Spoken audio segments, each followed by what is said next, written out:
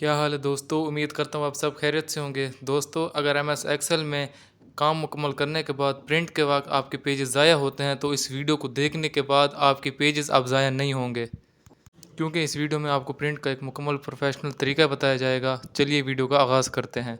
दोस्तों, सबसे पहले हमने बैक स्टेज व्यू पर आना है और यहाँ पर प्रिंट प्रीव्यू आपके सामने स्क्रीन पर नज़र आ रहा है, यहाँ पर आपने देखना है। दोस्तों, अगर आप जो डेटा प्रिंट करना चाहते हैं वो इस प्रिंट प्रीव्यू मुकम्मल नज़र आ रहा है तो आप इस प्रिंट वाले बटन पर क्लिक करेंगे तो आपका प्रिंट निकल आएगा। अगर आपको इसके एक से ज़्यादा कॉपीज़ चाहिए तो आप इस ऑप्शन से एक या दो सिलेक्ट कर सकते हैं।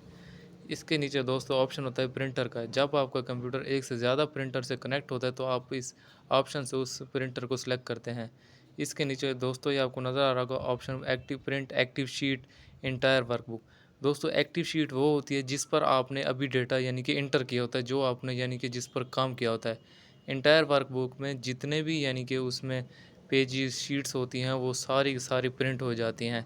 इसके नीचे दोस्तों यहाँ से आप पेज नंबर भी दे सकते हैं, यानी कि मिसाल है 5 से 10 इस तरह। अब आपके सामने देख सकते हैं इसमें टोटल पेजेस हैं 1 से 3, जो आपको ये नीचे स्क्रीन पर नज़र आ रहे होंगे। अगर आप चाहते हैं कि 2 से 3 तक आपने पेजेस प्रिंट करने हैं तो आप यहाँ पर ये टाइप करेंगे और ऊपर से प्रिंट वाले बटन पर क्लिक करेंगे। दोस्तों, ये नीचे जो क्वालिटी वाला ऑप्शन है ये कॉपीज़ के लिए होते हैं, यानी कि आपने कितने कॉपीज़ करने हैं। इसके नीचे दोस्तों ऑप्शन जो है ये लैंडस्केप और पोर्ट्रेट, ये पेज ओरिएंटेशन होती हैं। अगर आपके डॉक्यूमेंट के कॉलम ज़्यादा हैं तो आप लैंडस्केप को सिलेक्ट करेंगे, अगर रो ज़्यादा हैं तो पोर्ट्रेट को।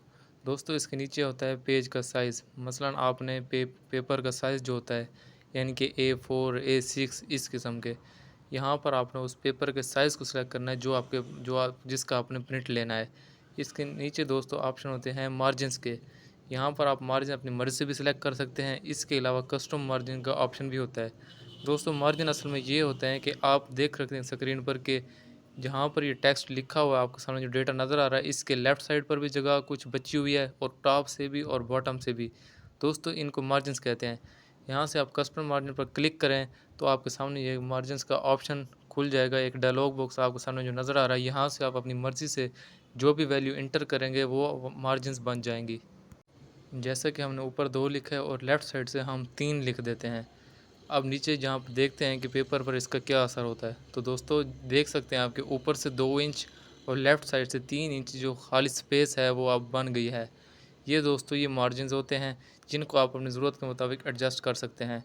इसके अलावा दोस्तों मार्जिनस को आप यहाँ पर आप दाएं साइड से नीचे बॉटम पर एक और ऑप्शन है, इसके साथ आप जब क्लिक करेंगे तो यहाँ से आप अपनी मर्ज़ी के मुताबिक मार्जिनस को सेट कर सकते हैं।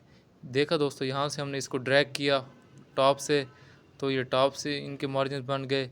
इसके अलावा दोस्तों लेफ़्ट साइड से भी अगर हम इसको जहाँ माउस से राइट क्लिक करके जब इसको ड्रैग करेंगे तो इसकी ये लेफ़्ट साइड से मार्जिन बन जाएगी, यानी कि आप इनको अपनी ज़रूरत के मुताबिक भी इस तरह भी एडजस्ट कर सकते हैं। दोस्तों, अब मैं आपको वो बात बताने जा रहा हूँ जो शायद कोई ना बताए। दोस्तों, इस मार्जिन वाले ऑप्शन को आप उस वक्त इस्तेमाल कर सकते हैं जब आपका डेटा बहुत ज़्यादा हो और आप यहाँ से मैनुअली ड्रैग करके अपने उस पूरे डेटा को एक वर्कशीट में ले आएँ और वो प्रिंट हो जाए। दोस्तों, इसके साथ आपको नीचे स्केलिंग का ऑप्शन नज़र आ रहा होगा। यहाँ से जब आप स्केलिंग में fit sheet on one page, यानी कि जितना भी डेटा है वो सारा एक ही पेज पर प्रिंट निकला है, तो आप यहाँ से इस ऑप्शन को सिलेक्ट करेंगे fit page on one page. इसके साथ दोस्तों नो स्केलिंग पर जब क्लिक करेंगे तो स्केल बाय डिफ़ॉल्ट जो 100 होता है उस पर आ जाएगा।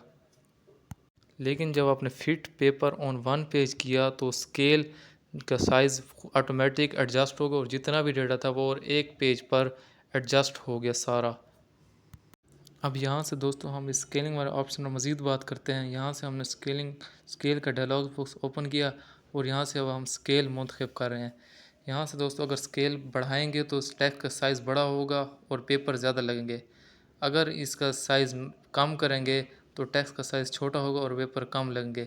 लेकिन आपने स्केल को ज़रूरत के मुताबिक एडजस्ट करना है ताकि वो रीड भी किया जा सके और पेपर पर सही नज़र आए। वो आपने इस प्रिंट प्रीव्यू से देख लेना है।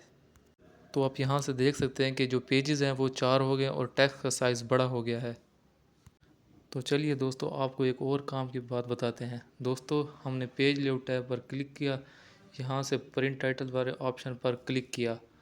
यहाँ से दोस्तों हमने प्रिंट टाइटल वाले ऑप्शन को देखना है जो आपको स्क्रीन पर नज़र आ रहा है, इस पर क्लिक किया और इसके बाद दोस्तों जिस कॉलम को हेडिंग को आपने हर पेज पर प्रिंट करना चाहें दोस्तों, जैसे आप देख सकते हैं ये serial number, product name, brand, quantity, unit price, total price, ये आमतौर पर प्रिंट करते वक्त सिर्फ पहले पेज पर नज़र आते हैं। आपने जब इसको यहाँ से प्रिंट टाइटल ऑप्शन पर क्लिक करने के बाद एड्रेस दिया और जब आप इसको अब प्रिंट करेंगे तो अब इसका ये फ़ायदा होगा कि जो आपको ये हेडिंग सिर्फ पेज फर्स्ट पर नज़र आती थी वो अब हर पेज पर ऑटोमेटिक प्रिंट होगी और वो यानी कि हर पेज पर नज़र आएगी। जैसे कि आप देख सकते हैं टॉप पर जो हेडिंग है ये आपके सामने जो कॉलम जितने हैं वो सारे हर पेज पर प्रिंट हुए हैं।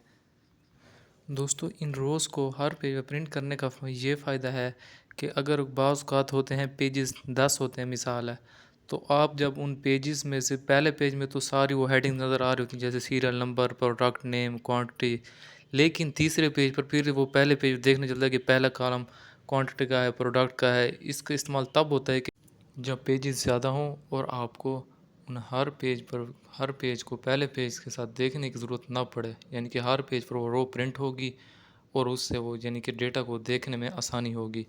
दोस्तों इसी तरह आप सेम प्रोसीजर कॉलम का भी है, उसके लिए भी आप पेज लेआउट में आकर यहाँ पर टाइटल वाली कमांड से उन कॉलम को भी आप हर पेज पर प्रिंट कर सकते हैं।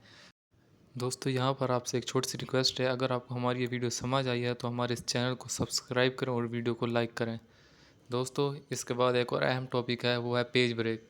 दोस्तों पेज ब्रेक में आपने सबसे पहले इस चीज़ को देखना है कि मिसाल है आपने अगर 3 कॉलम्स पर पेज ब्रेक लेना है, पेज ब्रेक यानी कि प्रिंट के लिए होता है, तो आप चौथे कॉलम डी यानी कि इसे सिलेक्ट करेंगे और यहाँ से पेज ब्रेक पर क्लिक करेंगे तो जब आप प्रिंट प्रीव्यू में देखेंगे तो आपके सामने ये कॉलम 3 ए बी और सी प्रिंट होंगे। चौथे बार आपने क्लिक किया था वो प्रिंट नहीं होगा, उससे पहले जितने कॉलम होंगे वो प्रिंट हो जाएंगे, यानी कि पेज ब्रेक वहाँ पर लग जाएगा। देखा दोस्तों यहाँ पर ये तीनों यानी कि आपके सामने नज़र आ रहे हैं, ये 3 कॉलम हैं और इनके साथ जो नीचे यानी कि रोज़ वगैरह हैं वो यानी कि आपके सामने प्रिंट प्रीव्यू नज़र आई हैं। इसी तरह सेम प्रोसीजर रोज़ का भी होता है। मिसाल अगर आप चाहते हैं कि 9 रोज़ तक आपका डेटा प्रिंट हो तो आप 10वीं रो को सिलेक्ट करेंगे और यहाँ से दोस्तों पेज ब्रेक पर फिर क्लिक करेंगे और जब प्रिंट प्रीव्यू में देखेंगे तो यानी कि 9 जहाँ पर ये सीरियल नंबर जैसा आपको नज़र आ रहा है यहाँ तक जो डेटा होगा वो प्रिंट प्रीव्यू नज़र आओगा और ये जो है वो पेज पर प्रिंट होगा। दोस्तों ये पेज ब्रेक इसलिए होते हैं कि बाज़ अवत आप चाहते हैं कि आप एक पेज पर 2-3 कॉलम को प्रिंट करना चाहें तो उनके लिए पेज ब्रेक इस्तेमाल हो सकते हैं। इसके अलावा अगर आप चाहते हैं कि यानी कि 8 से 10 कॉलम हो वो भी आप पेज ब्रेक से प्रिंट कर सकते हैं। दोस्तों आज की वीडियो के बस इतना ही। दोस्तों अगर आपको हमारी ये वीडियो पसंद आई है तो हमारे इस चैनल को लाजमी सब्सक्राइब करें और वीडियो को लाइक करें और नीचे कमेंट में बताएं कि क्या आपने इस ट्रिक को आजमाया और क्या रिज़ल्ट आया।